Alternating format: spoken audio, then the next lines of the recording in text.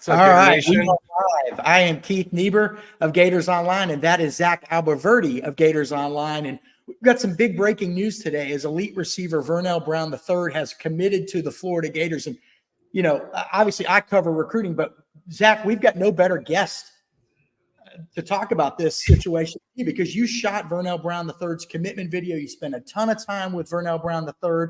You spent a ton of time with his father, who also played for the Gators. You spent time around the grandfather, who also played for the Gators, and has a lot of your video work and tweets showed. You also were around other members of the family. So we really wanted to kind of gauge your interest in, kind of your how your interactions went with the family and what you thought of just the last, what it was like with them. So first of all, Zach, thanks for coming on, and great job on the video, the commitment video for Vernell Brown III. What was it like? Take us into those few days where you shot all this with the family. Kind of what was the vibe of the family? Are they excited about this pick? As excited as the fan base is? Yeah, man, obviously this is a huge moment for the family, and this is something that I think has been a long time coming. If you think about his background and his family history, yes, he is a legacy. Yes, he grew up dreaming of playing for the Gators, but as I've written in some of these stories that we've got out at Gators Online, this was not a layup for Florida. This was a kid that wanted to experience the recruiting process. He wanted to be recruited by the top programs and college coaches in the country. And his dad wanted that for him as well, even though he played for the Gators. And at one point, as you know, Keith, worked on UF staff. They didn't like the narrative that this was just going to be he was going to be a lock for Florida. And you saw that as his recruitment played out. He landed a bunch of big offers dating all the way back to his 9th grade year. He went all over the country taking unofficial visits, and he really looked at every program that he wanted to consider. And as a lot of people that have followed his recruitment know, Ohio State actually was the leader at one point. And it took Florida to do some work, obviously. And I think as the process went on, the Gators just kind of separated themselves. And by the time I got around them, Keith, they knew that they were going to Florida, obviously. And it was all fun and kind of a cool moment that I got to document. Zach, there was a lot of chatter this spring, and in fact, there were crystal ball picks put in for Ohio State. So it was getting a little dicey. What did Florida have to do to turn this thing around? Because, I think people, Zach, they're going to hear you say, oh, yeah, he picked Florida, but come on, he was always going there. That's what they're going to think anyway, but he wasn't always going there. So how did Florida, Zach, in your opinion, turn this whole thing around in its favor? What did they do best? Just to give you an example, I pointed out, player development, Ricky Pearsall draft pick, the fact that Lagway's there as a young quarterback, DJ Lagway. But in your estimation, from talking to them, what really stood out and got Florida over those last few hurdles? Well, I think I got to be honest. If Florida didn't have Billy Gonzalez on staff, I don't know if they're able to outlast Ohio State, which is the school that came in second place, because wide receiver development and who was his position coach was a big deal to him. And, when you think about that, there aren't two better guys out there than Billy Gonzalez and Brian Hartline. And that was something that he could lean on with Florida, knowing that, hey, not only did his dad have background with Billy Gonzalez, he could just see the results of the last few years, Kadarius Toney, Ricky Pearsall.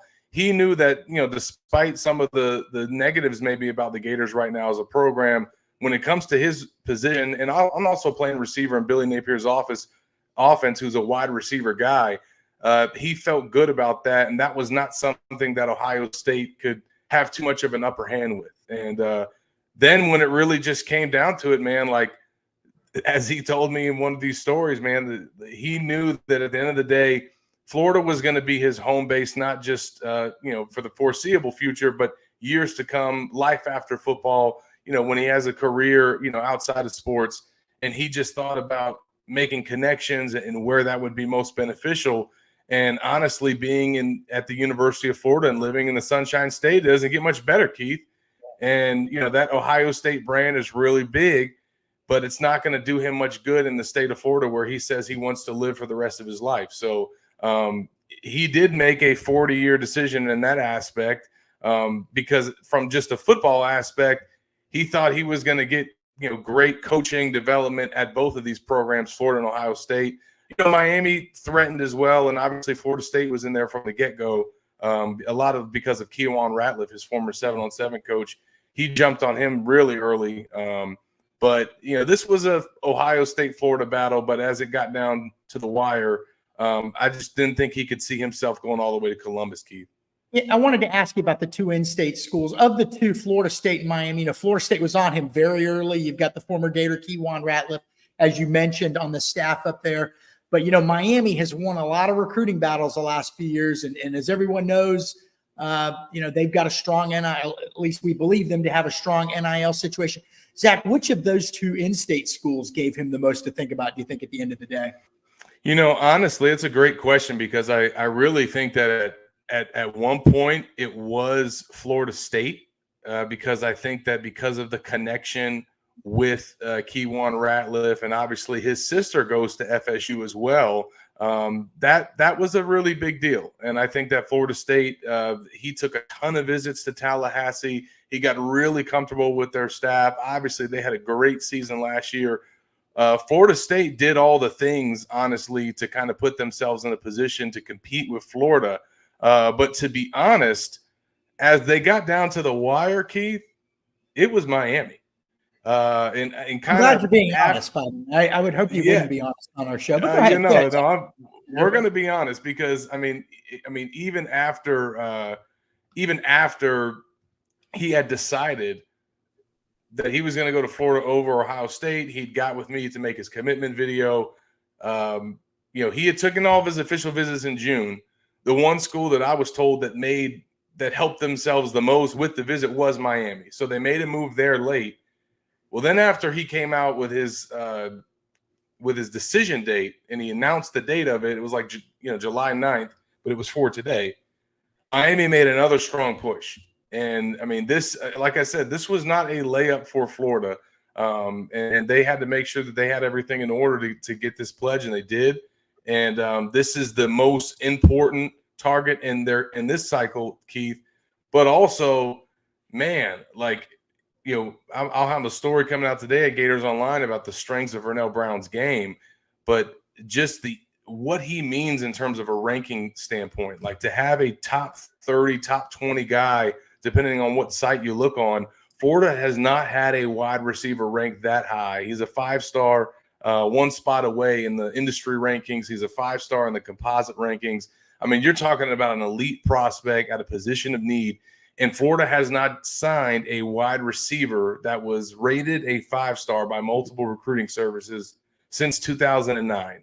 So it's been a long time. And I think by the end of this cycle, Vernell will be one, I think probably potentially consensus 5-star, just given his talent. All right, Zach, I've got a few more questions for you. And then I think I'm going to let you ask me a couple questions about the recruiting impact and all that. But look, you've known Vernell Brown's father for a long time, okay? I covered him back when he was a backup quarterback to Derek Jackson at Gainesville High when Clinton Portis was the running back. But, Zach, man, this family, they bleed orange and blue. How – you hate to think about this. It didn't happen. But, if they don't get this guy, if somehow this guy, Vernell Brown III, a talented receiver, number 33 recruit in the country, number 6 receiver in the country, if he decides he's going somewhere else, how bad would that have looked for Florida? Can you even put it into words? It would have been catastrophic. It would have been catastrophic. Just considering how important he was, given the need in this cycle at receiver, where the class is rankings wise. They've jumped all the way up to more than 20 spots, Keith, and now they're number 31st in the country, and they're going to have more commitments. Obviously, like this puts them back near top 25 range as far as a class, with the potential for a strong finish if you do well on the field in the fall. But just from a legacy impact, the need, the perception of the program and recruiting, you can just go down the list. Like they had to. And obviously you didn't want to let some school like Miami come through and just throw a bunch of NIL at him and get him like that. Because that was a real threat. So to be able to get this done, to withstand all the official visits that he took, to withstand Ohio State and that appeal that there is as a wide receiver to go play there. We just saw Florida lose a battle for its other number one target on the board last year, right, Keith? Jeremiah Smith, Right. who decided to leave the state of Florida and go to Ohio State. So they just went through this, and here they are again a year later, and they win this battle. Now, again, they had a lot of things going in their favor, but, man, he was very serious about going to Ohio State at one point, and I just think once it came time for him to make a decision and really think about where do I want to live for the next 4 years and what's that going to do to set me up for the next 40 years, Ohio State just couldn't match up to Florida.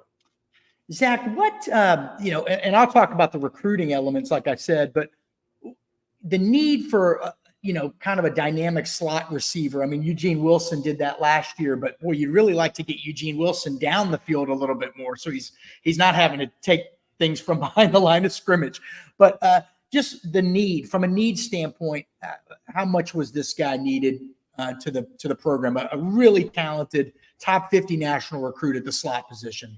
Yeah, I mean, again, you haven't had a guy that is going to end up probably being a 5-star multiple sites at receiver since 2009. And as Freshie Jones said in the comment section, that was Andre DeBose. It's been a while. So that's important. And then also the position that he's going to play. He's likely to come in and play slot, which is the H in Florida's offense. Well, right now, the guy that is projected to start there is Shamir DK. Well, he's going to be gone after this year. This is it. So Vernell Brown has the potential to come in and start right away in the slot and line up opposite Eugene Wilson III for DJ Lagway to throw to those two guys. Now, doesn't that sound exciting for Florida fans? Yeah. I mean, so this was important on so many levels, but just from an offensive and how he fits in, the type of player that he is. I mean, just can play all the receivers. I mean, I mentioned him in the slot. He can play all the receiver positions. He's going to give you a guy that can make an impact in the return game. And he even, his grandpa and his dad played DB at Florida, Keith, and he could play some DB as well, I think, if he wanted to. So just an impressive athlete. Talented guy. All right, I'm going to turn it over to Zach, but first, Zach's going to ask me some questions, and everybody's going to figure out that he's a much better question asker than I am. But all right now, see below, use code UF1 to get 2 months of access to Gators Online for only $1. This is a special just for our YouTube viewers, only for you all. 2 months of Gators Online for $1. 2 months, $1. Use that code below, UF1. And this is the perfect time because you've got a big recruiting event next weekend. There's going to be recruits visiting all week. And then you've got the start of fall camp. And really, look, I cover recruiting. I love recruiting, but I know that all of y'all really want to know what's going on with the team. Fall practice is going to get underway. Preseason practice is going to get underway very shortly. Zach and Nick Delatorre will have you covered. So take advantage of that great deal right now. All right, Zach, it's your turn. Let's see what you got, buddy. I'm ready. Well, listen, I was all over this commitment. Keith, you were all over Josh Moore's commitment. Now the Gators got 2 studs in their class at the wide receiver position. First of all, what does that pairing do for Florida at wide receiver? And then where do they go from here? Yeah, it's funny because, Zach, everyone always thinks that you're going to load up on receivers the year you sign the elite quarterback.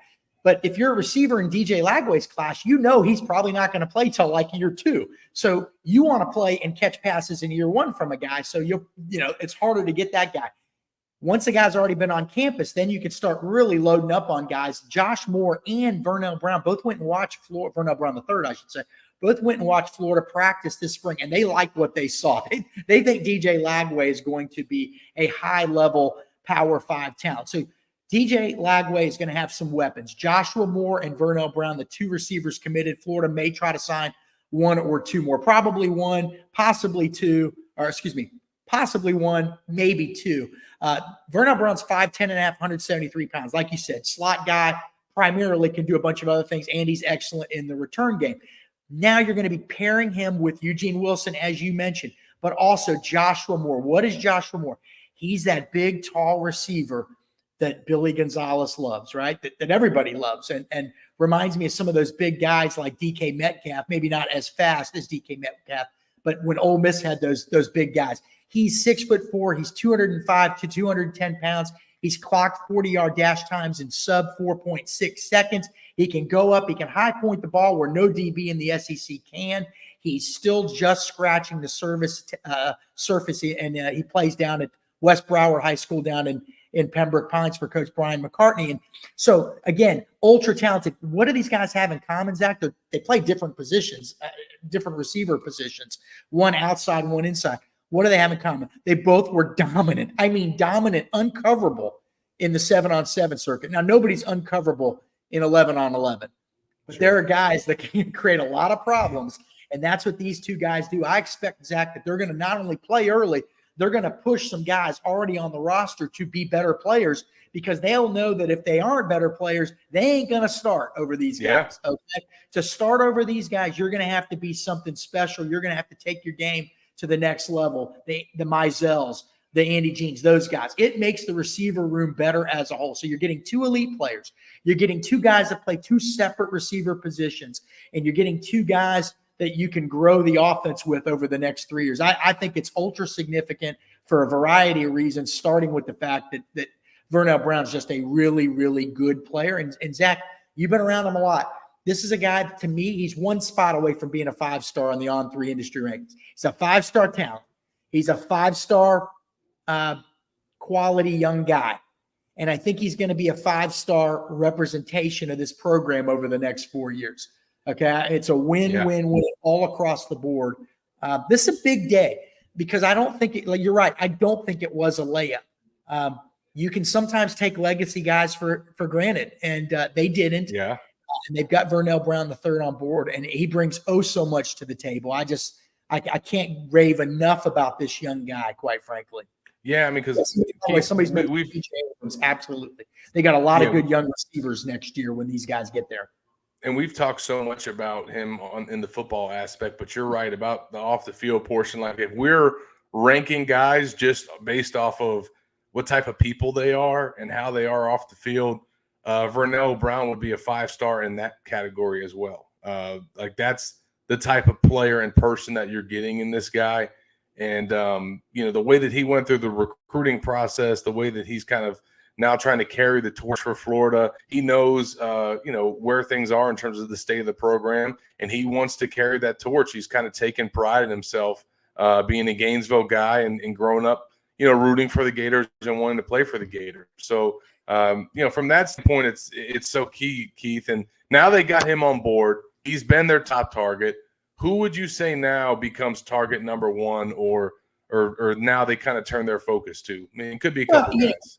Yeah, obviously. And I want to get back to one other point, too, about the kind of intelligence that Vernell Brown III has. But the next big target is Nashawn Montgomery. He's a 4-star receiver from Miami Central. He's visited Florida a bunch of times, officially visited in June. He's going to be back next week. I just talked to him back on campus. Just talked to him a couple days ago. Not only is he going next weekend for the Grill in the Ville cookout recruiting event, he also plans, I mean, we'll see if it goes through, but he plans to be there a couple days earlier with his dad. So go there midweek with father, all right, then go back on the weekend with multiple family members, and it's looking like a late August commitment time frame for him. Penn State's also in the mix, and some other teams, some in-state schools, some out-of-state schools. But Florida and Penn State, he has told me on more than one occasion, are probably the two schools recruiting him the hardest. And of those two, through our sourcing, we think Florida has pursued him the most heavily. So you can add another 4-star receiver with that South Florida DNA in him. I think that's a good thing. Although I should point out, Nashawn Montgomery is actually originally from Rhode Island, of all places, but he's in South Florida for a few years, and he's a really talented guy. He's a little bit on the thin side. He'll have to bulk up like all these guys at that age. But again, another guy that in 7-on-7 just, and I don't want to point to 7-on-7 like it's more important than the actual games, but we have a chance to see all these guys on 7-on-7 where sometimes we can't get to a Miami or Fort Lauderdale for a game, that type of thing. So in 7-on-7, he's been an elite playmaker, tough, going up, fighting for balls, good after the catch. What do these guys all have in common? They get open, they catch the ball, and they're dangerous after the catch. And Nashawn Montgomery certainly is of that ilk. But Zach, if I could backtrack for 1 second, I know I'm hyper and get all over the place, but Vernell Brown, here's where I think sometimes a kid's actions show how smart he is. He never turned down an interview, and it's not to say he sought them out. There's a difference. Sometimes a kid can seek them out or are just craving attention, and maybe they're focused on that more than they are on getting better. Vernell Brown didn't seek out interviews, but he welcomed them because he understands that in this NIL era in which we live, he is that boosts your profile. That allows more fans to get to know you, which in turn makes you more marketable. And he's a smart guy. He's not looking to just excel on the field. He's trying to make the most of this unbelievable God-given opportunity off the field. And I think, to me, that tells you how intelligent he is, because there are still young men out there that shy away from the interview process and maybe aren't as friendly as, and look, they all have things going on in their lives that dictate a lot of that too. Not everybody's got a great, easy, comfortable life like maybe me and you had, Zach, as kids, right? So I understand that, but he is smart enough to understand that there's a marketing aspect to all this. And I know fans don't really care. What can they do for me on Saturday? That's the main thing. I get that. But to me, it shows you how smart this guy is. He's an intelligent guy. Now he knows he's got all that down. He's got the big fan base. He's got the name. Everybody knows who he is. Now he's going to take this and he's going to apply that even more to the field to make sure the ability and the results match up with the personality and the fact that he's such a great young guy to talk to, and he's let people into his world. And so I just think he understands all of what college football is to this day. And then, Zach, finally, this guy, like I said, he bleeds orange and blue. He doesn't just want to win for himself, okay? He wants to win for dad and granddad and great uncle and another great uncle and all his friends that have grown up Gator fans, because he's a Gator, okay? And if people always say, oh, I just want a guy that wants to play here. Yeah, but if they ain't any good, it ain't going to matter, okay? He wants to play there, and he's really good, okay? So he's going to bring that hunger to the practice field first, and then he's going to take that hunger to the playing field at the Swamp and DKR and the Gator Bowl and all those places on Saturday. And I think he's going to be just a world-class representative of the University of Florida, both in terms of talent and everything else that he brings to the table, starting with this thing. No doubt. Well, as we wrap up this rapid reaction, Keith, I'll leave the listeners with this. He's a 5-star talent, but you know what's even more impressive about him? If you look at his profile, you know what he likes to promote? His 4.9 GPA. Yeah. And you had a 5.9, right, Zach, in high school, weren't you? Yeah, no. That was my average in varsity basketball. Was that ours together, maybe? But he actually had a goal when he started high school, Keith, to be valedictorian, like on his own. Nobody mentioned it to him. I mean, this kid he's different, man. And that was highlighted in the commitment video. If you haven't seen it, you just saw the news on Twitter. I encourage you guys to go to our channel, watch this commitment video, watch it all the way to the end, listen to the credits and what his family has to say about this amazing young man, Vernell Brown III, the latest Florida Gator, and a big one for Billy Napier and the staff. So that'll do it for this rapid reaction. It was fun bouncing back and forth with Keith, taking turns interviewing each other. And, make sure you guys stay locked with all of our coverage on Gators Online, stuff there that you can't read anywhere else about Vernell Brown III. So make sure you guys tune in. We'll be back with you guys soon with another Geo recruiting show. For Keith Niebuhr, I'm Zach Abolverdi.